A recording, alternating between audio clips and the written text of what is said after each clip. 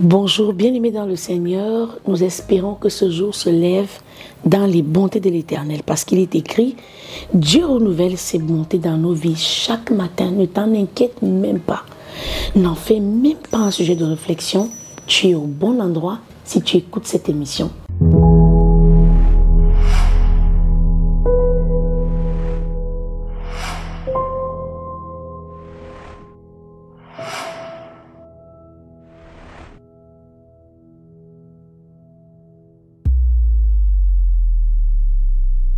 Bonjour une fois de plus, bienvenue dans votre émission à la lumière des psaumes.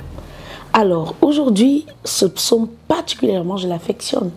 Pourquoi est-ce que je l'affectionne? Parce que lorsque nous regardons la vie du prophète Élie, nous allons voir que malgré la capacité qu'il a eue de tuer les prophètes, de tuer les 40 prophètes, il s'avère qu'à la parole de Jézabel, Élie a fui le challenge.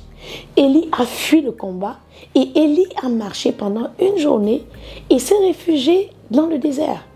Élie s'est caché sous un chêne et Élie demandait radicalement la mort. Oui, Élie demandait la mort. Il arrive souvent dans nos vies que nous avons déjà combattu le bon combat. Et puis à un moment, nous sommes tout simplement fatigués. Nous sommes las de nous battre. On a déjà encaissé, mais c'est comme la goutte d'eau qui vient déborder le vase. C'est un peu comme une voiture qui a vidé son carburant à force de rouler et qui ne sait pas à quand la prochaine station.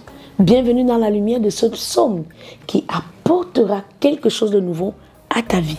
Lorsque l'on regarde le témoignage de l'Esprit dans la lumière du psaume 140, en fait, c'est pour toi l'occasion de te renflouer d'énergie.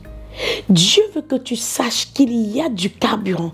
Il y a une énergie qu'il peut te communiquer à supporter les calomnies, à supporter l'endurance des médisances, à supporter les fausses accusations.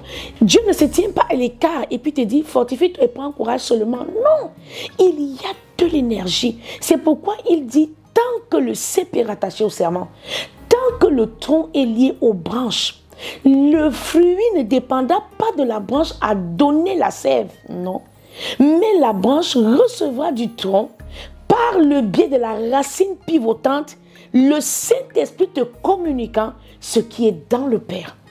De la même manière que Christ est un avec Dieu, qui est lui-même Christ, alléluia. De la même manière, Christ veut être un avec toi par le Saint-Esprit. Alléluia.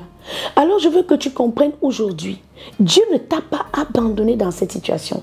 Dieu ne t'a pas dit va dans ce mariage difficile seul, non. Dieu ne t'a pas dit accepte qu'on te méprise jusqu'au bout seul, non, non. Lorsque Agar a décidé de voir mourir Ismaël, elle n'avait pas su que Ismaël était un fils de l'alliance, c'est-à-dire une branche qui, même éloignée de son père Abraham, continue d'être rattachée au tronc.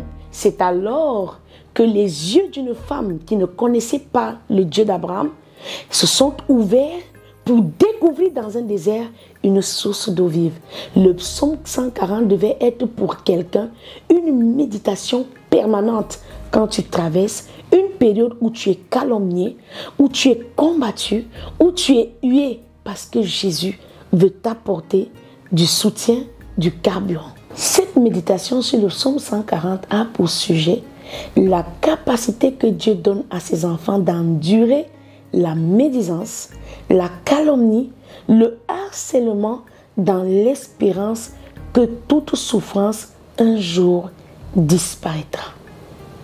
Psaume 140, dans toute sa lumière, nous lisons au nom du Seigneur Jésus-Christ. Au chef des chants, psaume de David.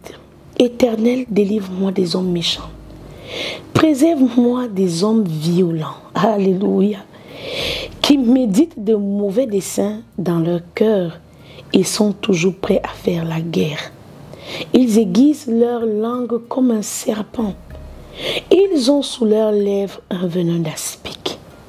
Ah oui, il y a malheureusement de telles personnes. Alléluia. Mais lorsque tu vis avec une telle compagnie, il faut que tu comprennes que Dieu a un projet de te bâtir.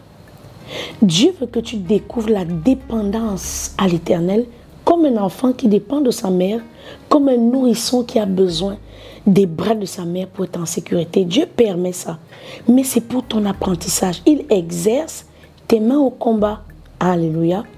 Éternel, garantis-moi des mains des méchants, préserve-moi des hommes violents qui méditent de me faire tomber. Des orgueilleux me tendent un piège et des filets, ils placent des raies le long du chemin, ils me dressent des embûches. Je dis à l'Éternel, tu es mon Dieu, Éternel, prête l'oreille à la voix de mes supplications. Éternel, Seigneur, force de mon salut. Est-ce que tu peux t'arrêter aujourd'hui et répéter après moi? Éternel, Seigneur, force de mon salut. Oui, il est la force de ta victoire. La victoire n'est pas à l'aigle, ni la course à l'agile, ni le pain aux sages. Mais tout dépend pour nous des temps et des circonstances. Et qui est le maître des temps et des circonstances? C'est Dieu.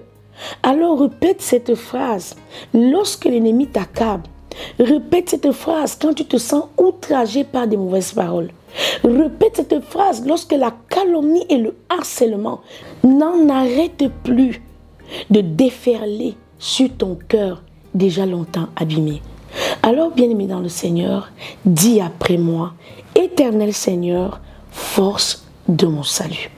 Tu couvres ma tête au jour du combat, Éternel, n'accomplis pas les désirs du méchant. Ne laisse pas réussir ses projets de peur qui ne s'en glorifient.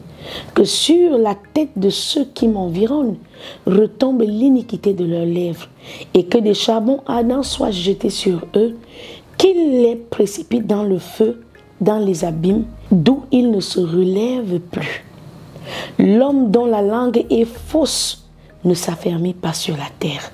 Est-ce que tu peux avoir cela pour assurance? Celui qui te harcèle, celui qui te calomnie, celui qui a sous sa langue un venin d'aspic et te tend sans cesse des pièges, sache qu'il y a une parole qui est contre ce type de personne. La Bible déclare qu'un tel homme ne s'affermit pas sur la terre. Un tel homme ne prendra pas le temps d'accomplir ses projets que Dieu l'aura ôté du séjour des vivants. L'homme dont la langue est fausse ne s'affermit pas sur la terre. Et l'homme violent, le malheur l'entraîne à sa perte. Je sais que l'Éternel fait droit aux misérables, justice aux indigents. Tu dois avoir ces paroles dans ton cœur.